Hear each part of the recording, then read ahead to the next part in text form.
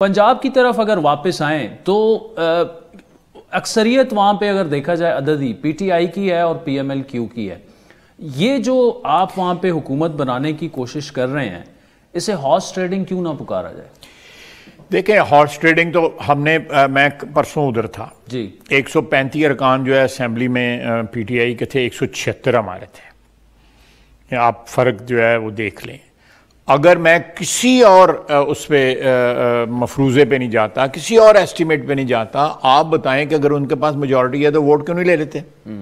Vote of اعتماد جو ہے, ووٹ آف کانفیڈنس جو ہے, کیوں نہیں پرویز الہی صاحب دیتے ہیں؟ اگر لے لیں تو ڈیزالو کرنی پڑے گی نا, تو پرویز الہی صاحب تو خود نہیں چاہتے, تو شاید یہ نمبر آگے پیچھے انہوں نے نہیں بالکل واردات ہو سکتا ہے, یعنی پرویز الہی صاحب ہی کر رہے ہوں اس کے ساتھ, عمران خان کے ساتھ, کوائٹ پاسبل. عمران خان کا آپ کو ڈائلاگ تو بڑا پرانا یاد ہے نا پرویز الہی صاحب کے متعلق جو ہے, تو اس دفعہ ہو سکتا ہے ڈاکہ جو ہے عمران خان کے اوپر ہی پڑ رہا ہو.